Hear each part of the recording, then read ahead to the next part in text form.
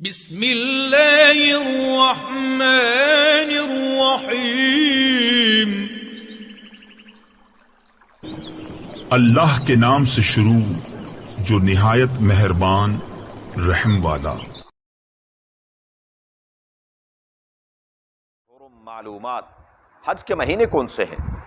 تو فرمایا حج کے مہینے شوال، ذی قعدہ اور ذی الحج کے 10 دن، یہ 2 ماہ 10 دن ہوئے 70 دنوں میں یہ حج کے ایام میں سے ذی الحج کا پورا مہینہ بھی اللہ مالک ہے۔ اللہ تعالیٰ نے اسباب پیدا کیے ہیں، اسباب کو اپنا کر پھر جائے۔ ہاں، نظر اسباب پر نہیں ہونی چاہیے، نظر مسبب الاسباب پر ہونی چاہیے۔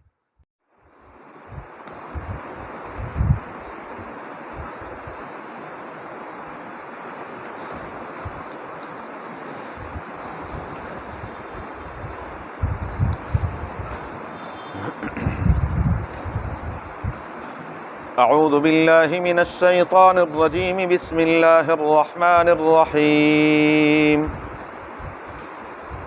الحج اشہر معلومات، فمن فرض فیہن الحج فلا رفث ولا فسوق ولا جدال فی الحج، وما تفعلوا من خیر یعلمہ اللہ، وتزودوا فإن خير الزاد التقوى، واتقون يا أولي الألباب۔ الحج اشہر معلومات، حج کے معلوم مہینے ہیں۔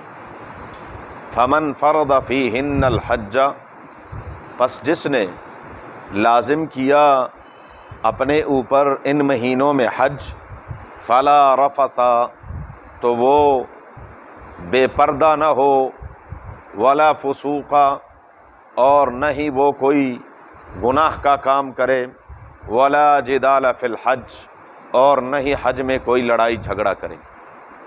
وما تفعلوا من خیر، اور جو بھی تم کوئی بھلائی کا کام کرتے ہو، یعلمہ اللہ، اللہ اس کو جانتے ہیں۔ وتزودوا، اور توشہ اختیار کرو، زاد راہ، فإن خیر الزاد التقوی، بے شک بہترین توشہ وہ تقوی ہے، اللہ ہم سب کو نصیب فرمائے۔ واتقون یا اولی الالباب، اللہ فرماتے ہیں مجھ سے ڈرو اے عقل مندو۔ الحج اشہر معلومات، سورہ بقرہ کی آیت نمبر 197 ہے۔ پچھلی آیت میں حج عمرے سے متعلق احکامات تھے کہ اگر ایک شخص حج کے لیے نکلا ہے یا عمرے کا احرام باندھا ہے اور راستے میں کوئی رکاوٹ آ گئی تو پھر وہ کیا کرے گا، اور آگے حج تمتع اور قران کہ ایک ہی سفر میں آپ 2 نعمتوں سے مالا مال ہو جائیں، حج بھی کر لیں اور عمرہ بھی کر لیں، تو یہ بہت بڑا احسان ہے۔ تو پھر دم شکر ادا کرنا چاہیے، اللہ تعالیٰ کے سامنے شکریہ کے طور پر یہ قربانی دینی چاہیے کہ اللہ تیرا کرم اور احسان ہے کہ تو نے ایک ہی حج میں دونوں نعمتوں سے نوازا ہے۔ اب رب العالمین فرماتے ہیں الحج اشہر معلومات، حج کے مہینے کون سے ہیں؟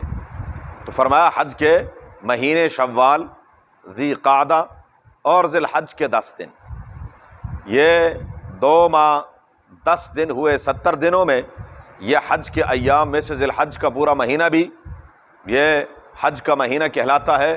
لیکن ان ایام میں جس شخص نے احرام باندھ لیا اور تلبیہ پڑھا تو اس کا یہ حج اس پر لازم ہو گیا ہے۔ البتہ اگر شوال سے پہلے کوئی احرام باندھ لے تو آیا اس احرام سے وہ حج کر سکتا ہے یا نہیں؟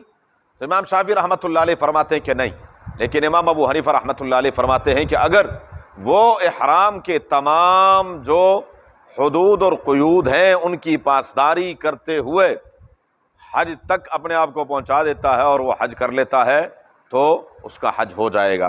فرمایا الحج اشہر معلومات، فمن فرض فیہن الحج، جس شخص نے ان ایام میں اپنے اوپر حج کو لازم کر لیا، مثلاً اس نے حرام باندھ لیا اور تلبیہ پڑھ لیا لبیک بحجۃ و عمرۃ، اور پھر تلبیہ پڑھا لبیک اللہم لبیک لبیک لا شریک لک لبیک ان الحمد والنعمت لک والملک لا شریک لک، یہ تلبیہ ہے۔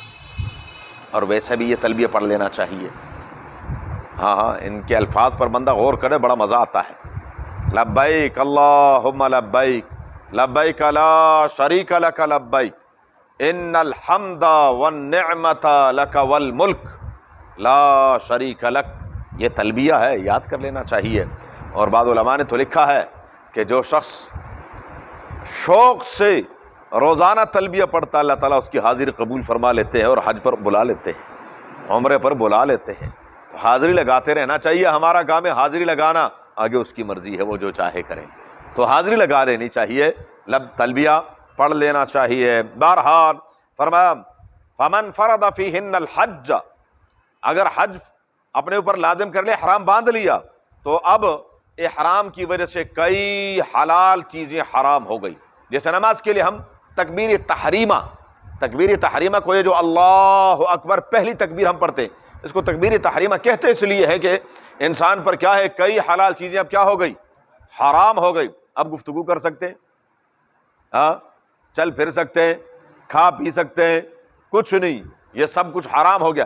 ایسے ہی جب اس نے حرام باندھ لیا تو اب اس کے اوپر کیا ہے، کئی چیزیں لازم ہو گئی، اور مرد کے لیے ہر قسم کا سلا ہوا کپڑا ممنوع، یہاں تک کہ موزہ بھی نہیں پہن سکتا، موزہ پہننا بھی اس کے لیے ناجائز، اور سر سے کیا ہے، بالکل نہ ٹوپی نہ عمامہ نہ پگڑی نہ کچھ، بس دو کپڑے ایک اوپر ایک نیچے ہے، اور ایک پروانے کا عاشق کی طرح وہ گھوم رہا ہے، پھر رہا ہے۔ اللہ تعالیٰ ہمیں بار بار نصیب فرمائے۔ بہرحال عجیب و غریب سفر ہے، اور انسان جتنی مرتبہ جائے ہر بار آپ کا دل کرے گا پھر آؤں، ہر بار دل کرے گا پھر آؤں، یہ اللہ تبارک و تعالیٰ کی شان ہے۔ بہرحال فرمایا جس نے حج، عورت کے لیے یہ ہے کہ وہ احرام باندھ لے تو وہ کپڑے تو پہن سکتی ہے، لیکن کیا ہے، وہ اپنے چہرے کو ننگا کر لے گی۔ چہرہ جتنے مرضی با پردہ ہے، پردے دار عورت ہے، اب وہ چہرے پر کپڑا نہیں لگنا چاہیے۔ ہاں ایک طریقہ اب جو ہے وہ ایک کیپ ہے جو آگے تک ہوتی ہے، اور اس کو وہ کپڑا جو ہے، لیکن بہرحال بہت احتیاط کرنا چاہیے کہ اس کے چہرے پر کپڑا نہیں لگنا چاہیے۔ باہر کے اصل میں ایک سوال ہوا تھا وہاں محمد مکی حجازی سے کہ جی یہاں پر جو ہے یہ بے پردہ عورتیں، اور پھر ان میں جوان اور پھر دنیا جہان کی عورتیں ہوتی ہیں، اور اللہ تبارک و تعالیٰ نے کائنات کو ایسا ایسا حسن عطا فرمایا کہ انسان حیران اور پریشان ہو۔ تو فرمایا یہاں سب بہن بھائی ہیں، بس بات ختم ہو گئی، یہاں سب بہن بھائی ہیں، بات ہی ختم ہو گئی، حرام میں ہے، بس یہ میری بہن ہے۔ یہ تو حتی الوسع مرد کے لیے تو حکم یہی ہے کہ کیا کرے، یغضوا من ابصارہم، بہرحال حفاظت اپنی نگاہوں کی کرنی چاہیے، لیکن کیا ہے، یہ تمام کے تمام احکام ہیں۔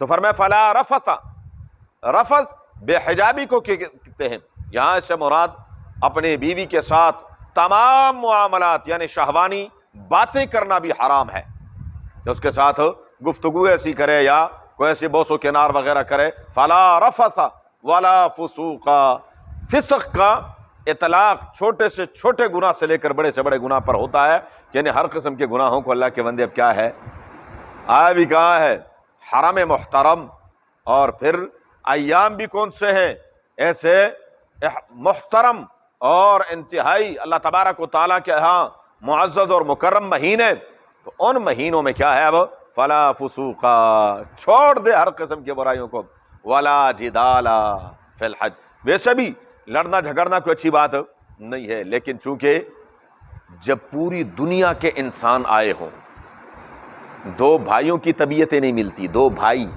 جو ایک ماں ایک باپ سے پیدا ہیں، سالہ سال اکٹھے رہے ہیں، بچپن اکٹھا گزارا، لیکن طبیعتیں کیا ہے، کیا مختلف ہوتی ہیں، ایک گرم طبیعت کا ہوتا ہے، دوسرا کیا ہے، نرم طبیعت کا ہوتا ہے، ایک کی طبیعت میں کچھ ہے، دوسرے کی طبیعت میں کچھ ہے۔ اب جب اتنے لاکھوں انسان ہوں گے، ہر ایک کی طبیعت، ہر ماں، تو رب نے فرمایا کیا، لا جدالا، اب کیا کرنا ہے، لڑنا نہیں ہے، جھگڑنا نہیں ہے، آپس میں کیا کریں، پیار محبت سے رہیں، ایک دوسرے کا خیال رکھیں اور کہیں یہ بھی کیا ہے، میرے اللہ کا مہمان ہے۔ حجاج کرام کون ہیں؟ ہم ضیوف الرحمن، یہ اللہ کے مہمان ہیں۔ تو اگر آپ کے مہمان کو کوئی چھیڑے تو آپ چھوڑیں گے؟ ہاں، تو کیا ہے، رب کا مہمان ہے آپ۔ جب یہ اللہ کا مہمان ہے تو بس یہی سمجھ کر چھوڑ دیں کہ اللہ کا مہمان ہے۔ ولا فسوق ولا جدال فی الحج، حج کے دوران پھر یہ تمام جنگ و جدل، لڑائی جھگڑے، یہ سب ختم ہو گئے۔ وما تفعلوا من خیر، جو بھی تم کوئی بھلائی کرتے ہو، نیکی کا کام کرتے ہو، کون جانتا ہے؟ یعلمہ اللہ، اللہ اس کو جانتا ہے۔ ہاں، آگے ایک رسم تھی کچھ لوگوں کی، اس کی تردید فرمائی ہے۔ امام جلال الدین سیوطی رحمۃ اللہ علیہ نے لکھا ہے کہ بعض علاقوں کے لوگ، اس دور میں کچھ یمن کے لوگ بھی ایسے ہوا کرتے تھے، ورنہ ضروری نہیں کہ کسی خاص علاقہ، کسی بھی علاقے کے لوگ ہوں، وہ ویسے ہی بس چادر لی اور جو ہم تو متوکلین ہیں، ہمیں اللہ کی ذات پر بھروسہ ہے، نہ جیب میں روپیہ نہ پیسہ نہ کچھ، کیا جی ہم حج پہ جا رہے ہیں، اللہ مالک ہے جی۔ او بندے، اللہ مالک ہے، اللہ تعالیٰ نے اسباب پیدا کیے ہیں، اسباب کو اپنا کر پھر جائے۔ ہاں، نظر اسباب پر نہیں ہونی چاہیے، نظر مسبب الاسباب پر ہونی چاہیے۔ توکل یہ نہیں ہے، یہ توکل نہیں ہے، اللہ کی ذات پر بھروسہ نہیں ہے۔ اللہ کی ذات پر بھروسہ یہ ہے کہ آپ تمام اسباب کو اپنائیں اور پھر نظر آپ کی کیا ہو، اللہ کی ذات پر ہو کہ کرنا اسی نے ہے، ان پیسوں نے نہیں کرنا، اللہ نے کرنا ہے، اس کو کہتے ہیں توکل۔ ہمارے ماشاءاللہ پاکستانی بھی بہت زیادہ ہوتے ہیں اس معاملے میں، اور خصوصاً انا مسکین کشمیر، انا مسکین کشمیر، بس یہ صرف دو لفظ سیکھے ہوتے ہیں۔ آپ اگر وہاں غار حرا کی طرف جائیں، وہاں پر بھی آپ کو سینکڑوں کی تعداد میں ملیں گے۔ اگر غار سور کی طرف جائیں تو قدم قدم انا مسکین کشمیر، انا مسکین کشمیر، یہ طریقہ ہے۔ بدبختو، پاکستان کو بدنام کرنا، بلکہ اب تو کیا ہے، اگر برا نہ منائے تب تو ماشاءاللہ ہمارے حکمران حضرات کہتے ہیں ہم بھیک مانگیں گے، اب کیا کہتے ہیں، دنیا سے بھیک مانگ کر لے کر آتے ہیں، اور بہرحال غلام قوم کی کوئی حیثیت نہیں۔ گداگری حرام ہے، مانگنا حرام ہے، کہ آپ کسی کے سامنے ہاتھ پھیلائیں، اس کے سامنے ہاتھ کیوں نہیں پھیلاتے، اس کے سامنے جھولی پھیلائیں، کسی کے سامنے کیوں ہاتھ پھیلاتے اور جھولی پھیلاتے؟ مانگنا صرف اللہ سے چاہیے انسان کو۔ تو یہ کوئی طریقہ نہیں ہے کہ یہاں سے کیا ہے، جا رہے جی، میں جی جا رہا ہوں کہاں، حج پر جا رہا ہوں، بھائی پیسے نہیں جی، پیسے نہیں، اللہ مالک۔ اور پھر راستے میں کیا ہے، میں جی آیا ہوا، میرے پاس جی خرچہ نہیں ہے، میرے پاس یہ نہیں ہے، میرے پاس وہ نہیں ہے، میرے پاس ضرورت کی چیزیں نہیں ہے، میرے پاس واپسی کا کرایہ نہیں ہے، یہ وہ، یہ تمام کے تمام امور سخت ناجائز ہیں، ان سے پرہیز کرنا چاہیے۔ اللہ تعالیٰ سمجھ عطا فرمائے۔ تو فرمایا وَتَزَوَّدُوا زَادِرًا، کیونکہ اس شخص پر حج فرض ہی نہیں ہے، ایک بندہ اس پر زکوٰۃ نہیں ہے، وہ کیوں زکوٰۃ دے، کس چیز کی زکوٰۃ دے؟ ایک بندہ اس پر حج فرض نہیں ہے تو کیا ضرورت ہے اس کو جانے کی؟ حج کس پر فرض ہے؟ من استطاع الیہ سبیلا، آپ کی ضروریات سے، یعنی آپ کے پاس اتنے پیسے ہوں کہ آپ کے آنے جانے، وہاں کا خرچہ، اور پیچھے اہل و عیال کا، گھر والوں کا تمام، یہ نہیں ہے کہ حضرت صاحب کیا ہے، او نہیں جی تم جانو، تمہارا کام جانے، میں نے تو جانا حج پہ، وہ چلا جائے اور پیچھے گھر والے ہو گئے جی ابو گئے میں حج پر، ذرا 50,000 روپے تو دے دے، یہ اچھا حج ہے؟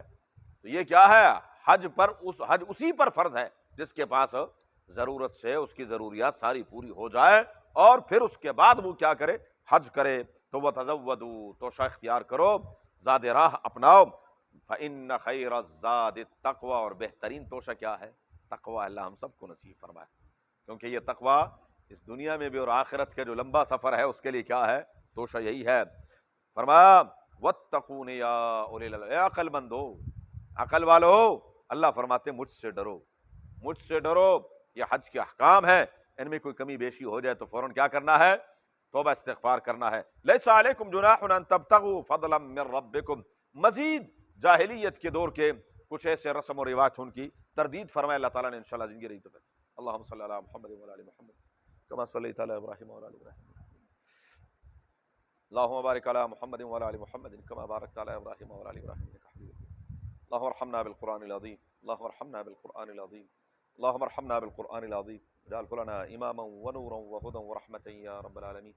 اللهم ذكرنا منه ما نسينا وعلمنا منه ما جهلنا وارزقنا تلاوته آناء الليل وأطراف النهار واجعله لنا حجة يا رب العالمين. اللهم نور قلوبنا بالقرآن وزين أخلاقنا بالقرآن ونجنا من النار بالقرآن وأدخلنا الجنة بالقرآن. اللهم حصل مرادنا ويسر أمورنا، اللهم حصل مرادنا ويسر أمورنا، اللهم حصل مرادنا ويسر أمورنا بجاه حبيبك المصطفى ونبيك المرتضى صلی اللہ علیہ وآلہ وأصحابہ اجمعین برحمتک یا ارحم الراحمین. کل کر دوں گا آج میرے